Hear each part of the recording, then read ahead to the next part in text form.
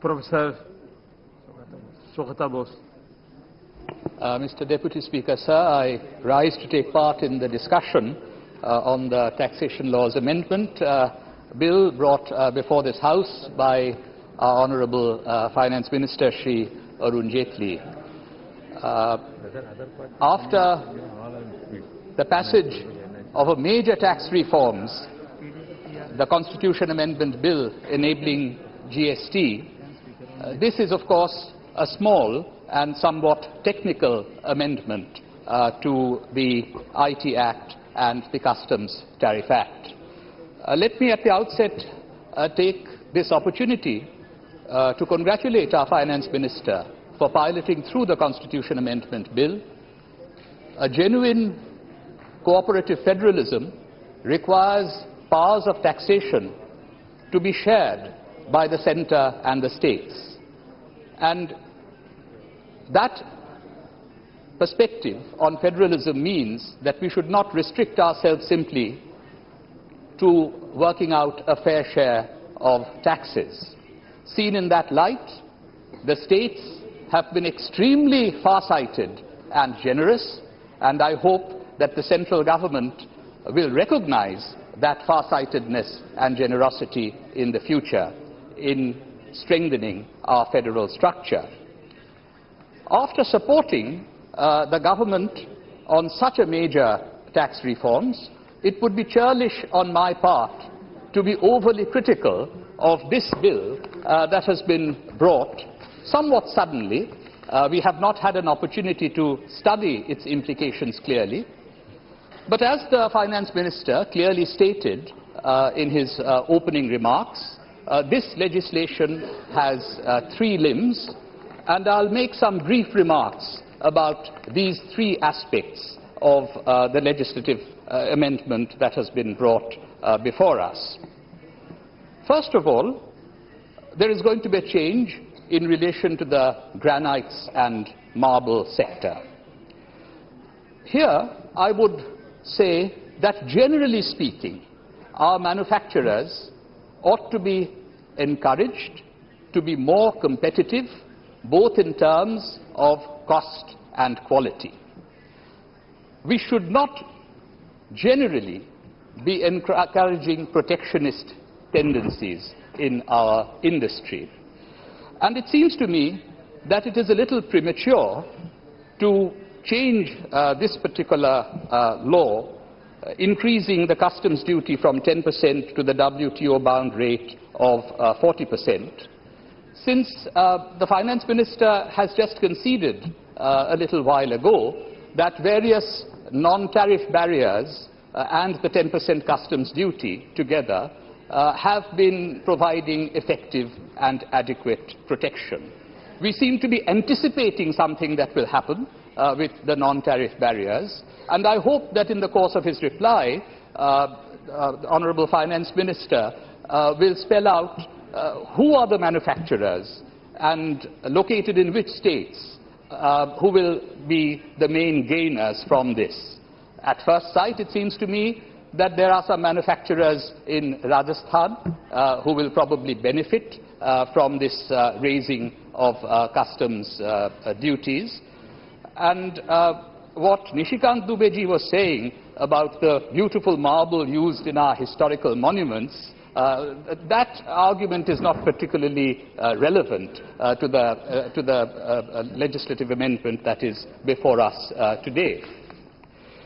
So I don't think that this was strictly necessary at this stage, but this is a small enough amendment of the customs duty in one particular sector. So we will not go to the extent of objecting to it or opposing to it when it is put to the vote. The second limb is something that we have absolutely no difficulty with. This is because it relates to the demerger of public sector companies. There's a particular history to this. VSNL was in fact sold off in parts, and we do not wish the government, which will be in the possession of land and similar assets, to be subject to the capital gains tax. So on this second limb of this tax legislation, we are prepared to support the government unequivocally. I now come to the third limb of this tax legislation. And here, I think we need to take a broader perspective. What is going to happen here is that there will be a tax incentive, I imagine, being given to the manufacturers of garments and apparels. There's going to be a reduction in the requirement of the number of days that they have to provide employment to their workers in order to get a particular exemption to the income tax.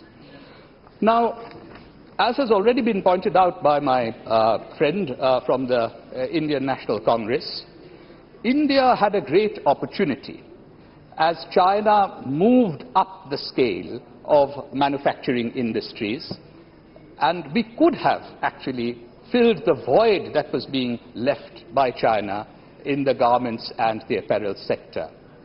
But I'm afraid that we are losing that opportunity if we have not already lost that opportunity.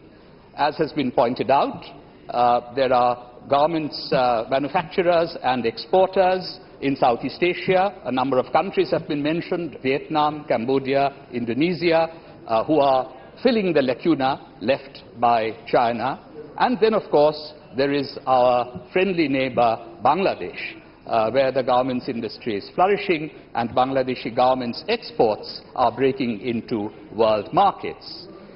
So I think we need to ponder the situation here, and the Prime Minister's Make in India slogan remains up to this point a slogan, and it is not being transformed into reality.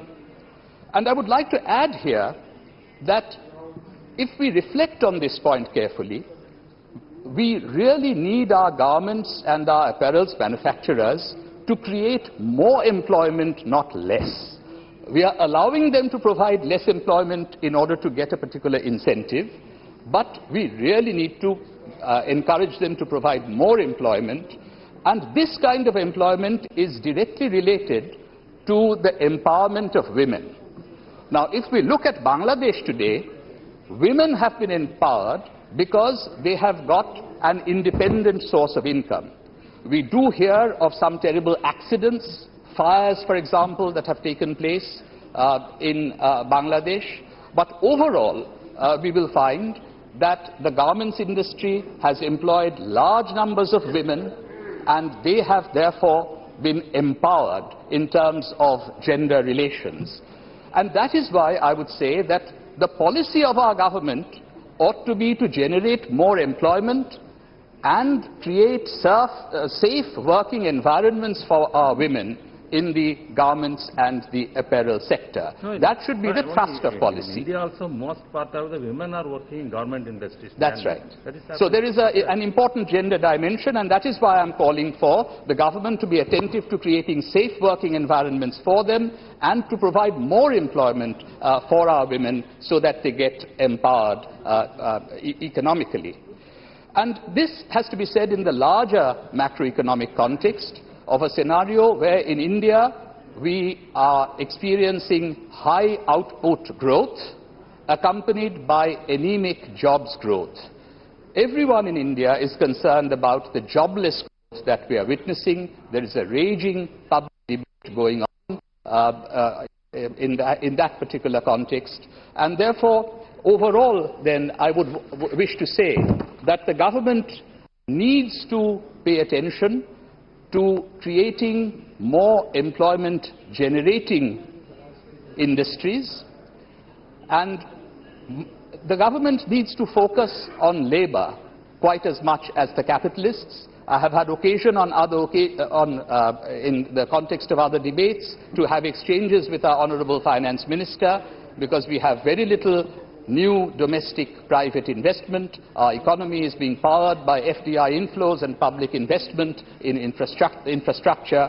So I appreciate that these three changes to our taxation laws will provide a little bit more of incentive to our manufacturers, particularly in the granites and marble sector and in the textiles, apparels and garment sector.